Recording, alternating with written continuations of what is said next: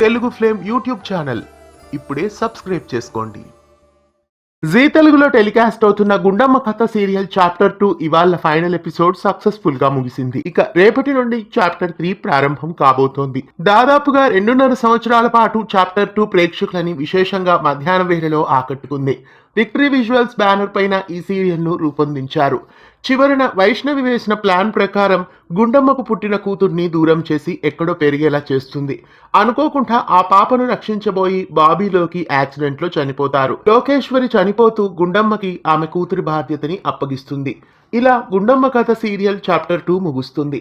ఇంతకాలం గుండమ్మగా అలరించిన హర్షల హని నేటితో అభిమానులకి వీడ్కోలు పలికారు. గుండమ్మ కథ సీరియల్ క్లైమాక్స్ మీకెలా అనిపించింది?